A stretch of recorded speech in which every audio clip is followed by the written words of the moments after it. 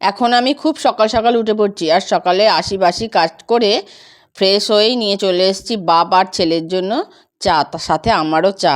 সকালবেলা চা হলে গরম গরম মন্দ হয় না। আজকে ভেবেছি এক জায়গায় যাব, তাই তাড়াতাড়ি করে কাজ করছি। Good morning. এখন ঘড়িতে বাজে 10টা, আর আমার রান্নার কাজ মিটে গেছে সমস্ত কিছু। শুধু মিটে গেছেই না, কিচেন থেকে রান্না সব টেবিলে নিয়ে আসা হয়ে গেছে। আর বাবাই এখনও পড়ছে, কারণ মন দিয়ে পড়ছে। বাবা পড়া দিয়ে গেছে অনেক, অন্যদিকে গেলে হবে না। তো যার গিয়ে বাবাই পড়াশোনা করছে, করুক। তো চলো তোমাদেরকে দেখিয়ে দিই আমি আজকে কি রান্না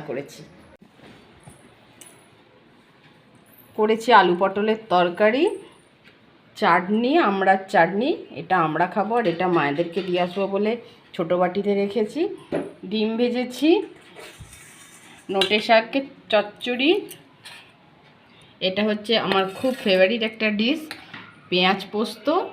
আর এখানে রয়েছে ভোলা মাছ, আর এখানে রয়েছে মাছ ভাজা। বাবাই ভোলা মাছ খায় না বলে বাবার জন্য মাছ ভাজা করা হয়েছে, আর রয়েছে লেবু। আর ভাতটা নিচে মা রান্না করেছি। রান্না কমপ্লিট করে ফেলেছি। তোমাদের দাদা আর বাবাইকে খেতে দিয়ে আমি রেডি হতে চলে যাব।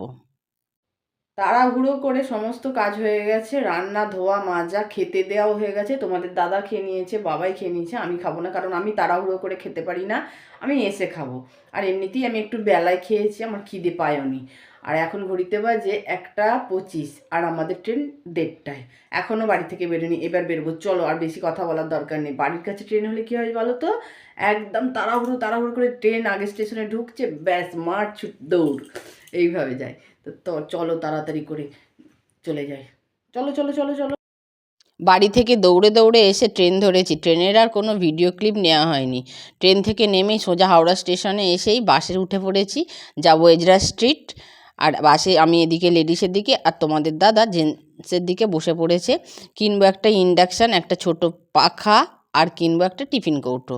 এসে ইন্ডাকশানটা দেখছি কীরকম হয়েছে। এইটা বেশ দেখতে সুন্দর ইন্ডাকশানটা, তাই ভাবছি নেব কি নেব না।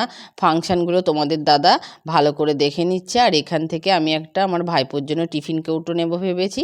আমার ভাইপো স্কুলে ফার্স্ট হয়েছে, তাই বলেছে পিমনি একটা টিফিন কৌটো লাগবে আমার, তার জন্য একটা টিফিন কৌটো কিনবো। কিন্তু আমি ভেবেছিলাম স্টিলের চৌকো লম্বা মতো টিফিন কৌটোগুলো পাবো, কিন্তু এখানে দেখতে পেলাম না বলে এই টিফিন কৌটোটা নিচ্ছি। আর ইন্ডাকশানটার দাম এখানে একটু বেশি বলছে বলে ভাবছি এখান থেকে নেব না, যেখান থেকে পাখা কিনবো ওখান থেকেই নিয়ে নেব।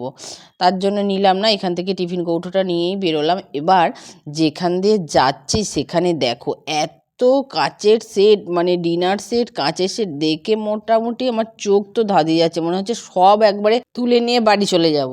খুব সুন্দর লাগছে দেখতে, আর যেটা দেখছি সেটাই পছন্দ হয়ে যাচ্ছে, এত সুন্দর সুন্দর। এখান দিয়ে যেতে যেতে আমার মন ভরে গেছে, মনে হচ্ছে কোনটা ছেড়ে কোনটা নেব। নিলাম না কিছুই, চলে এসেছি পাখার দোকানে। পাখার দোকানে এত ভিড়, একটা ছোট্ট পাখা নিয়েছি, বাপি নিতে বলেছে। আর এখানে ইন্ডাকশান দেখছি, এই ইন্ডাকশানটা নিলাম। আর বাড়ি আসার সময় সংসারী মানুষ হলে যা হয়, রাস্তার ধারে এই যে ছাঁকনি, আমার ছাঁকুনিটা খারাপ হয়ে গেছে, দাঁড়াও গো ছাঁকুনিটা নেবো বলে আবার একটা এখানে ছাঁকুনি কিনতে আরম্ভ করে দিয়েছি। তোমাদের দাদা তো রেগে যাচ্ছে, রাস্তা দাঁড়িয়ে দেখছি। যাই হোক, চলে এলাম হাওড়া স্টেশন, জিনিসপত্র কিনে চলো এবার বাড়ি যাই, ট্রেন চেপে বাড়ি। চলো, আমার জোর খিদে পেয়ে গেছে, কারণ আমি খেয়ে যাইনি, ওরা খেয়ে গেছিলো। ওরা নয়, বাবা খেয়ে গেছিলো, আর আমি খেয়ে যাইনি, তো আমার জোর খিদে পেয়েছে, চলো খেয়ে নিই এবার। ভিডিওটা আজকের মতো এই পর্যন্তই। সবাই ভালো থেকো, সুস্থ থেকো, নিজের খেয়াল রেখো। আর যদি আমার ভিডিও ভালো লাগে তাহলে একটা লাইক করে দিও। টাটা।